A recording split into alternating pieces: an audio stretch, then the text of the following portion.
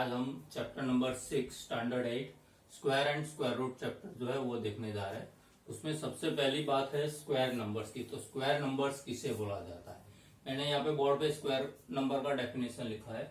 Any natural number p which can be represented as y square where y is a natural number then p is called a square number।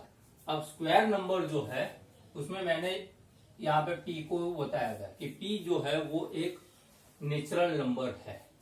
उसे किस तरह से represent किया गया? y raise to 2। That means p equal to y square. अब y यहाँ पे y का पावर यहाँ पे 2 है तो that means it is y into y. तो यहाँ पे आप देखोगे कि दोनों सेम ही वेरिएबल मैंने मल्टीप्लाई किया हुआ है। तो फॉर एग्जांपल मैं यहाँ पे एक आपको नंबर दे रहा हूं कि 4। अब 4 जो है वो कौन से दो सेम नंबर का मल्टीप्लिकेशन करने से बनता है? तो मुझे मालूम है 2 इंटू 2। तो यहाँ पे आप देखो 2 और 2, यहाँ पे जो y था यहाँ पे भी y था, वैसा ही यहाँ पे 2 और 2 ये है। तो 2 इंटू 2 तो मुझे आंसर मिलता है 4। और ये जो है वो रिपीटेड मल्टीप्लिकेशन है तो उसे मुझे शॉर्ट में पावर एंड एक्सपोनेंट फॉर्म में लिखना है तो मैं लिखूंगा 2 रेस टू 2। तो ये हो गया स्क्वायर नंबर। अब 4 जो है वो क्या हुआ? Square number. उसी तरह से 1 वो भी स्क्वायर नंबर है। क्यों? क्योंकि वो 1 इंटू 1 से बनता है। 9 वो भी स्क्वायर नंबर है, 3 इंटू 3 से बनता है। 16 वो भी स्क्वायर नंबर है, 4 इंटू 4 से बनता है। तो ये जो सारे नंबर्स थे वो थे स्क्वायर नंबर्स। अब हम कुछ स्क्वायर नंबर्स लिखते हैं यहाँ पे मैं लिखता हूं नंबर,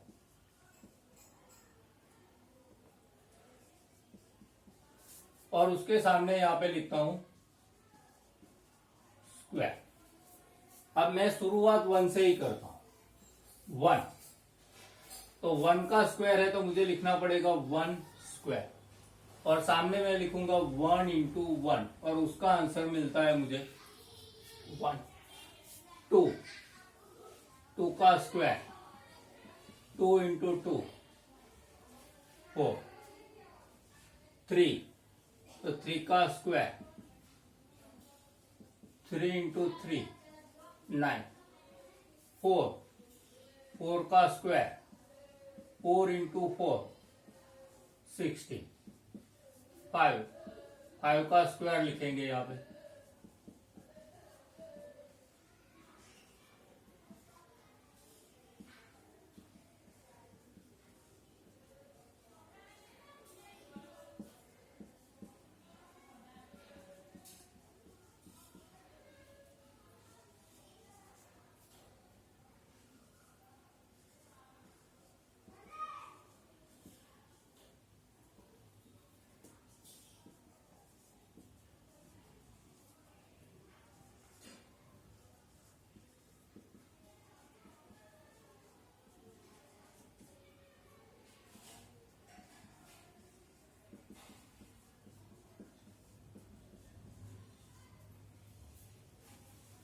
अब यहाँ पे आप देखो मैंने 1 से 10 नंबर का स्क्वायर नंबर्स लिखा हुआ है।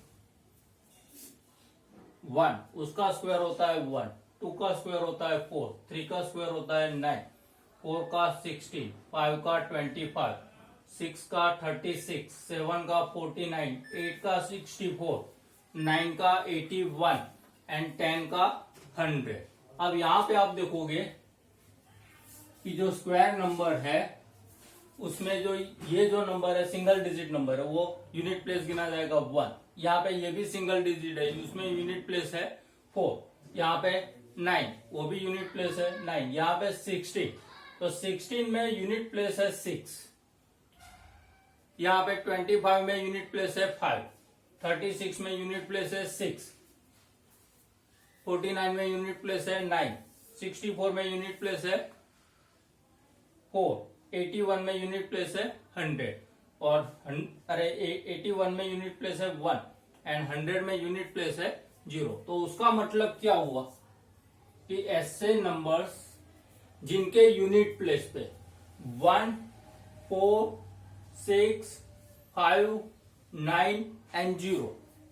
1, 4, 5, 6, 9 एंड 0 ऐसे नंबर्स होते हैं। ऐसे नंबर्स जो है वो परफेक्ट स्क्वायर हो सकते हैं, परफेक्ट स्क्वायर वो हो सकते हैं। ऐसा 100% जरूरी नहीं है कि वो 100 यूनिट प्लेस पे। ऐसा नंबर मैंने यहाँ पे लिखा है कि 435, तो यहाँ पे यूनिट प्लेस पे सर 5 है तो वो परफेक्ट स्क्वायर ही है, ऐसा नहीं है।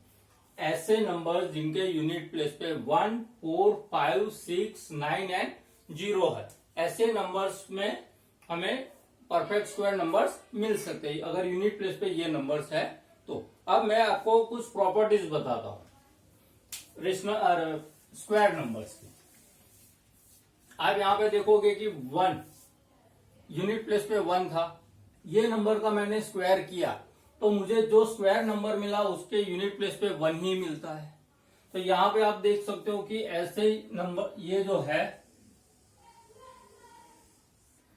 वो मेरे स्क्वायर नंबर्स हैं, जिसमें आपको दिखाई देता है कि यहाँ पे यूनिट प्लेस 1 है, तो दूसरे कौन से नंबर है, दूसरा कौन सा नंबर है जिसके यूनिट प्लेस पे 1 है, तो ये रहा 81।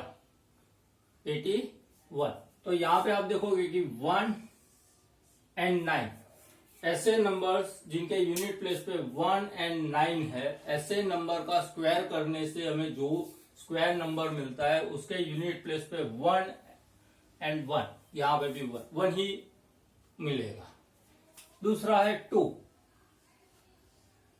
तो 2 का स्क्वायर किया तो हमें आंसर मिला है 4, यानी यूनिट प्लेस है 4। यहाँ पे आप देख सकते हो कि दूसरे कहां पे यूनिट प्लेस पे 4 मिला, ये रहा 64 में यूनिट प्लेस 4 है। तो 2 एंड 8, तो ऐसे नंबर जिनका यूनिट प्लेस पे 2 एंड 8 है, ऐसे नंबर का अगर हमने स्क्वायर किया तो स्क्वायर नंबर में हमें यूनिट प्लेस पे 4 मिलेगा। उसके बाद है 3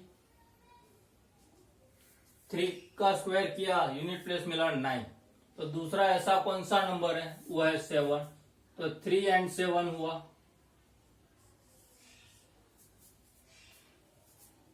यूनिट प्लेस पे 3 है, स्क्वायर किया तो यूनिट प्लेस 9 मिला। यूनिट प्लेस 7 है, स्क्वायर किया तो यहाँ पे 49 आंसर मिला। 49 में 9 जो है वो यूनिट प्लेस पे है।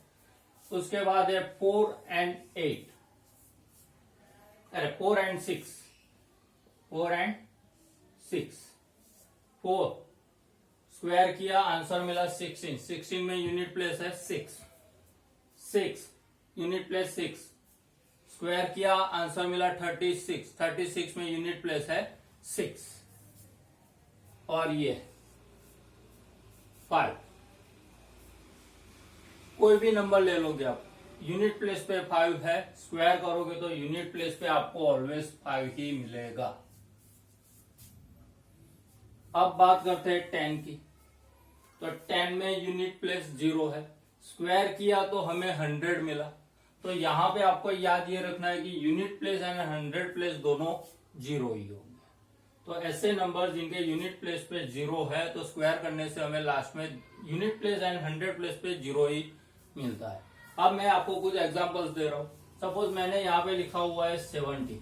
अब 17 का स्क्वायर करते हैं तो हमें आंसर क्या मिलता है, 289, क्योंकि 17 का स्क्वायर किया है तो 17 इंटू 17 करना पड़ेगा मुझे। अब यहाँ पे आप देखो कि 17 में इन 17 unit digit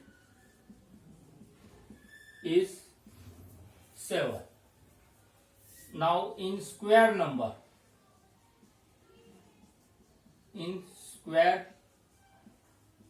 number 289 unit digit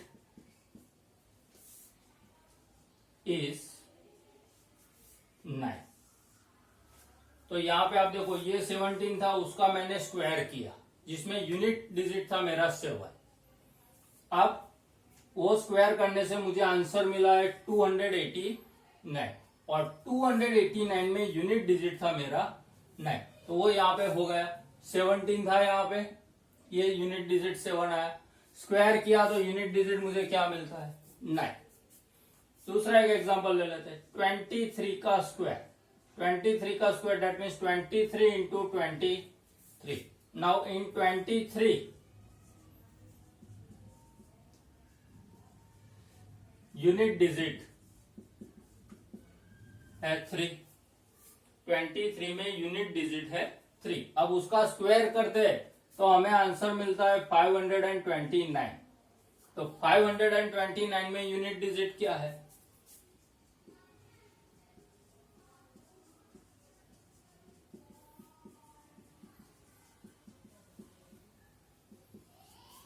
अरे 9।